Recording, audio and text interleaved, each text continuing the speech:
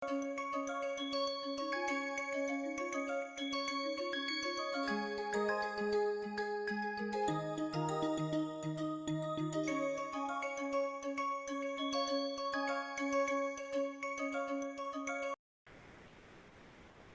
time we considered somewhat easy type of homotopic properties.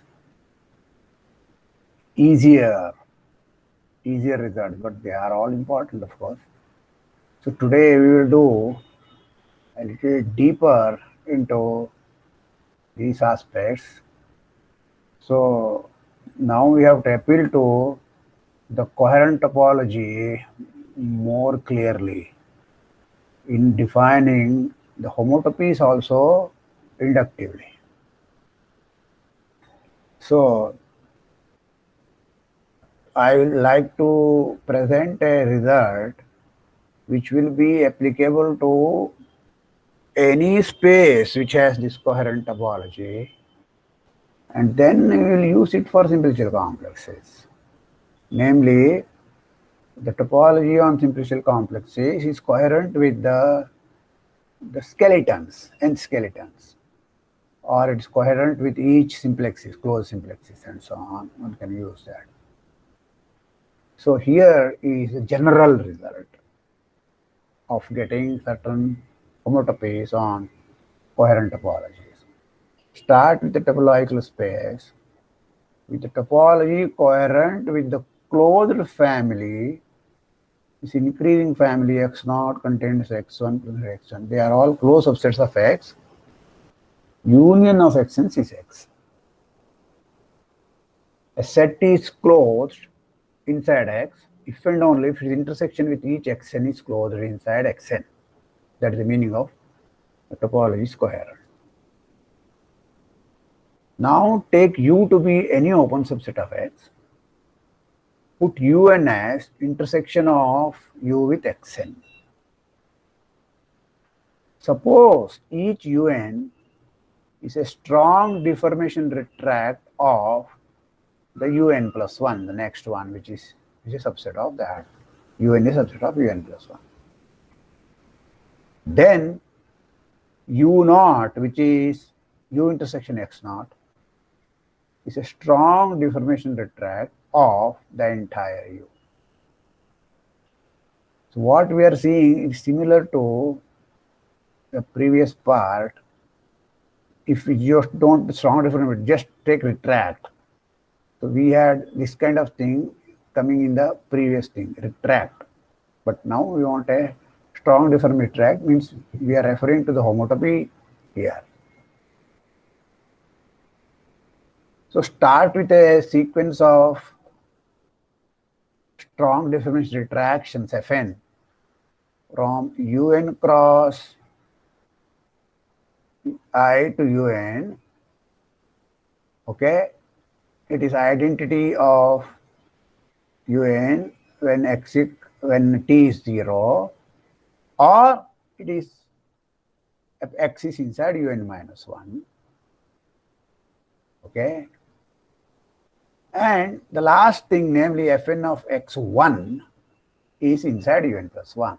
So this is a strong deformation retract for Un into Un plus 1. Okay, so this is the hypothesis. Let us put Fn of X, this is just a short notation, to the Fn of X comma 1. Okay, which we know is homotopic to identity, keeping Un minus 1 fixed. Okay, and Fn itself is a retraction from Un to Un minus 1. That's why it's a strong deformation retract. Let us put Gn equal to F1 composite F2 composite Fn. Fn brings Un to Un minus 1, then Un minus 1 to Un minus 2, and so on. Finally, F1 will bring the entire thing into U0. So Gn is a retraction of Un to U0. Okay, being a composite of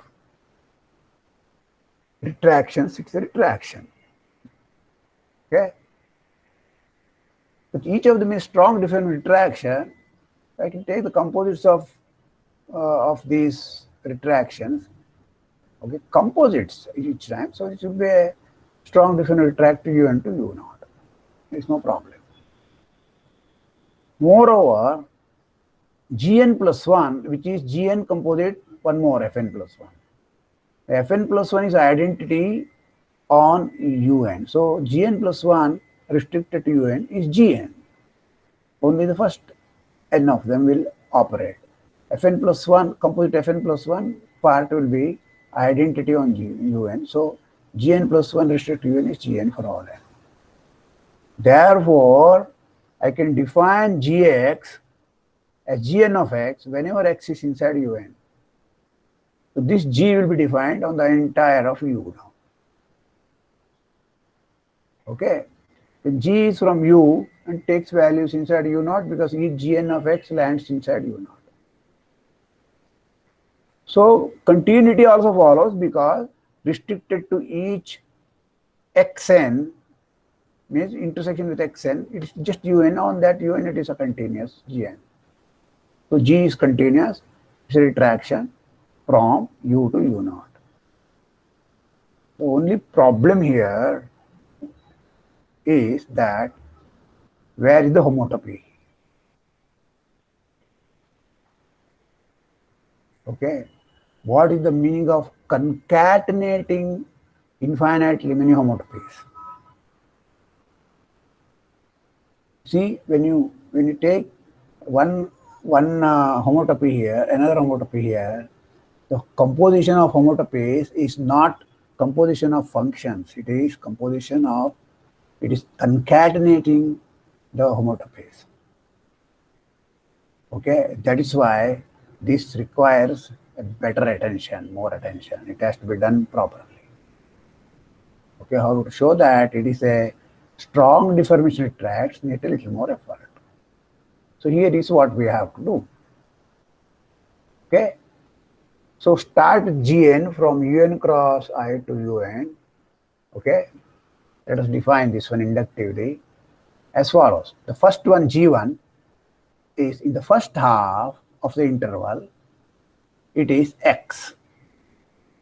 In the second half of the interval, it is F1.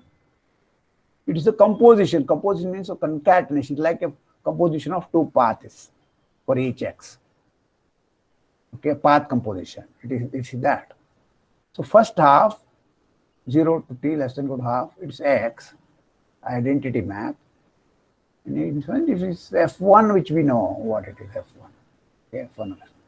So this is just definition G1. G2 onward, there will be slight difference. That's why I have to define it separately. Namely, by this formula, the n plus 1 of xt will be defined 3 different intervals here. The interval 0, 1 is divided into 3 portions. The first portion is 0 to 1 divided by n plus 2. Second portion is n plus 2 to 1 divided by n plus 1. And all big chunk 1 by n plus 1 to 1 by up to 1. Okay. So in the last part, what it is, let us look at this one. It is Gn of Fn plus 1 xt, the biggest rectangle. Okay, Gn of Fn of x plus t. When x equal to when t equal to 1 by n plus 1, it should coincide with this one. Right? Because there are two definitions. Equal to n plus 1, what happens? When t equal to n plus 1, t equal to n plus 1 here, okay, n plus 2 divided by n plus 1 minus 1, that is just 1 by n plus 1. That n plus 1, 1 by n plus 1 cancels away. This is Fn plus 1 of xt. Fn plus 1 of x1 actually. Okay. But Fn plus 1 of x1 is by definition Fn plus 1 x. Right? At that point, Gn of that, t equal to 1 by n plus 1, Gn of that is just identity. Therefore, Gn of Fn plus 1 is Fn plus 1 itself. Okay, so that's why these two coincide. Similarly, when you can check that when t equal to 1 by n plus 2, t equal to n plus 2, it's n plus 2, n 1 by n plus 2 is 1 minus 1 is 0. Fn plus 1 of x0 is by definition identity. So it is identity. So these things make sense and they patch up to define a continuous function. It is in this portion, small portion, its identity. Remember, as n keeps increasing, this will never hit, there will be some interval, this will never hit the line 0, 0 cross I. Okay, 0 cross I is always here and it will be x, its identity there. So these line, this interval keeps coming closer and closer to 0. Okay, but for all n, it is still some interval will be there. So that is the nature of this. And each Gn plus 1 makes sense. All right. So here is the graphical representation of G1 is half the time it's x, half the time it's F1. G2, this is half the line. From here to here, it is G1 of F2. Here it is F2. Here it is x. This is 1 by 2 and this is 1 by 3. Next time, again 3 divisions, but this line will be forgotten. Okay, of the entire thing here, from here onwards, is G2 of F3. I am taking one more division here, namely this 1/3 is here, 1/3. This will be 1/4. Between 1/4 to 1/3 is F3. And keep this one as x. So keep keep doing that. Next time you delete this one, put a line on the left of this, 1/5, and so on. So keep going, define this way. So this is G1, G2, G3, and so on. Okay. Each Gn plus 1 is well defined and is homotopy of the identity map to the last Gn plus 1. Gn plus 1 is, look at this definition here, Gn, little gn of this already composed Gn minus G, last one Fn plus 1. So this will become Gn of into composition Fn plus 1. So it's Gn plus 1. So starting with x here, the last thing is when you t equal to 1, this is Gn plus 1. Okay, that is the claim. All right. So all Gn is a homotopy of the identity map Gn plus 1. Each Gn plus 1 is a strong definite tract of Un plus 1 onto. Moreover, restricted to Un cross I, it is Gn. Therefore, inductively you can define, a map G from U cross I to U by given by G of xt to Gn of xt whenever x is inside Un. By chance you were shown Un plus 1, doesn't matter. The definition will be the same because Gn plus 1 of xt, if x is inside Un, is also Gn of xt. Okay.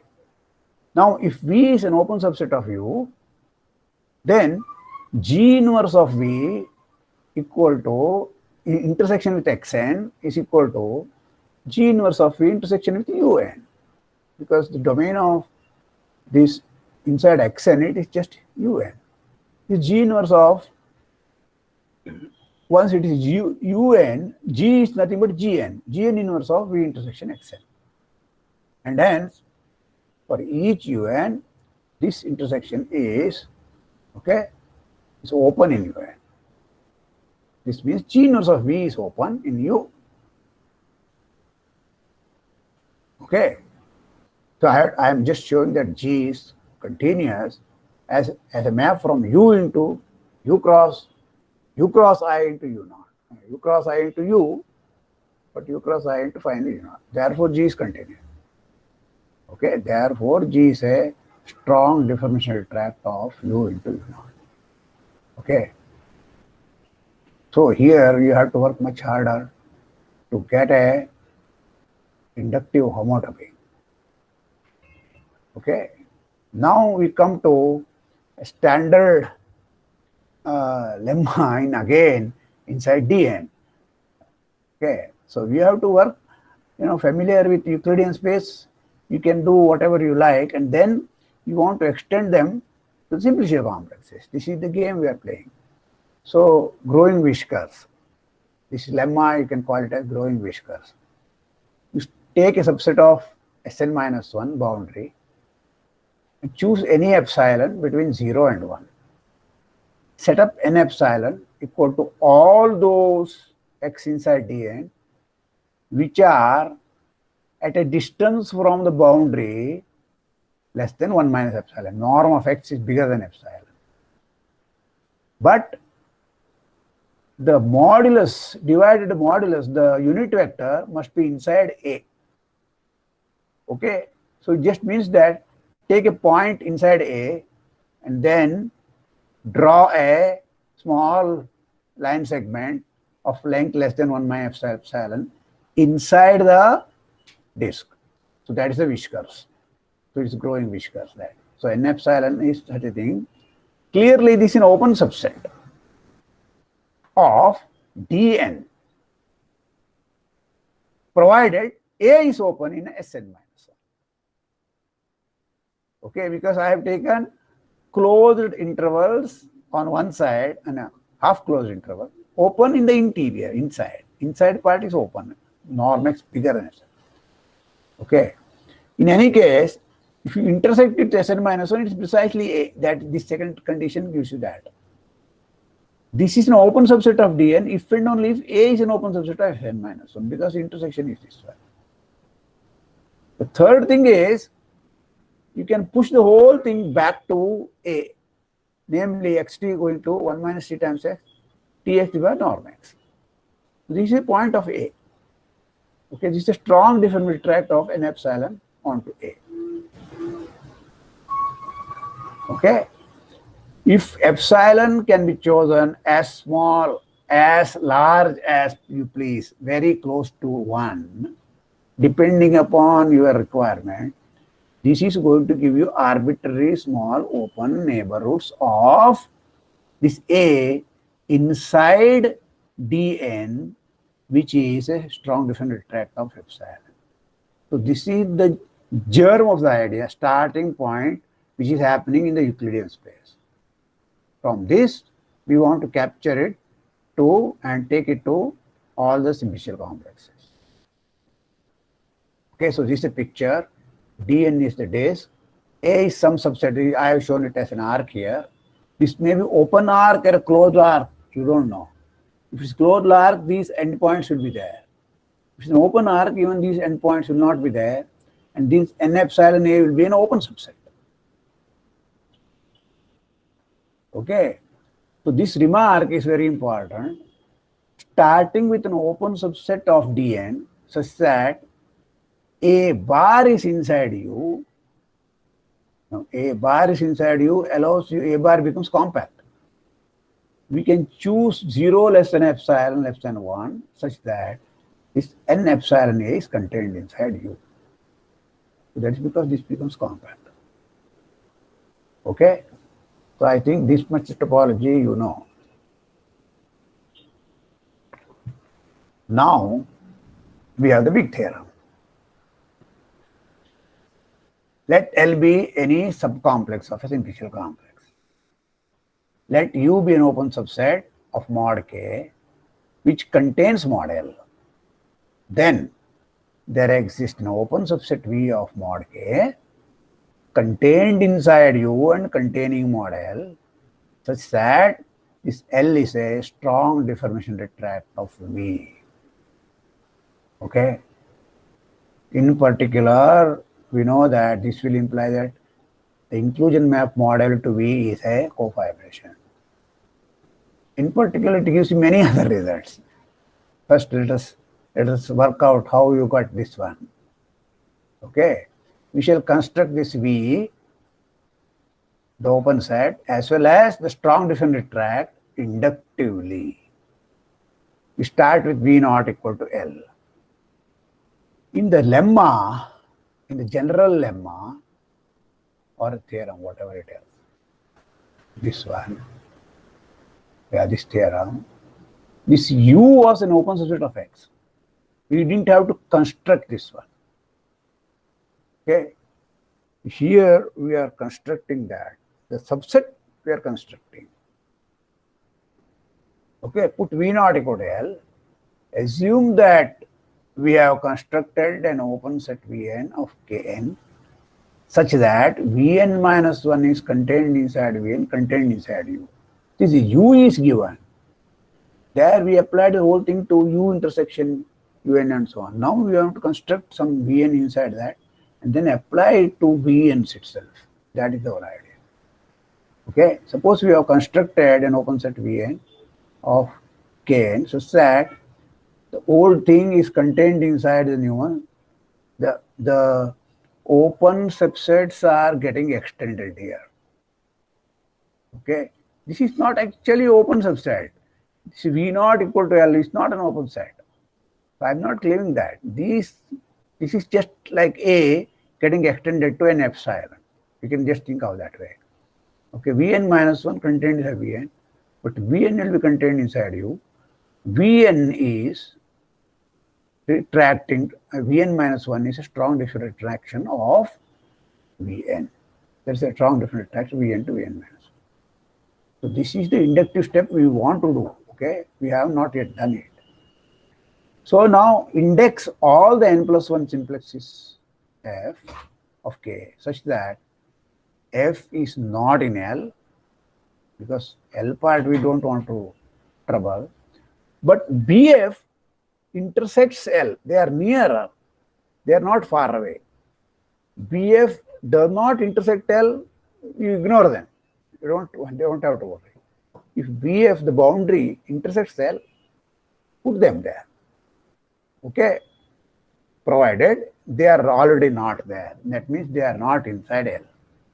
For each such Fn, for each of F, which is a n plus 1 simplex, okay, in the previous lemma, we get an open set Vf inside F such that Bf intersection L is contained inside Vf, contained inside U, and a strong differential tract Rf from Vf to the boundary Bf intersection L. Okay, so how did you get this one? This is by growing whiskers. On each of these, okay, this is just growing whiskers lemma. Okay, so put now Vn plus 1 equal to Vn union all these n plus 1 whiskers, Vf. Okay, F is inside n plus 1. The new n plus 1 simplexes which are not already inside L. Okay, now Rn plus 1 will be defined by patching up these Rfs. So each Rf, Rn plus 1 is equal to Rf on Vf. So this will give you a retraction of Vn plus 1 to Vn. Strong different retraction. Okay. Now put V equal to union of Vn. This V is open in mod K. None of the Vn's are open. Okay. They are open inside Kn. That is the point here. Okay. So now I have to just appeal to this big theorem that we proved to say that once you have retractions like this, you can patch them up. So V is open inside K, model is contained inside V, contained inside U, because each Vn is contained inside U. You can now appeal to this theorem to obtain a strong differential retraction from R from V to mod L. Okay. conclusion is every polyhedron is locally contractible. So this is a stronger conclusion we have come up now, namely, which you couldn't do earlier. We could do only semi-locally contractibility.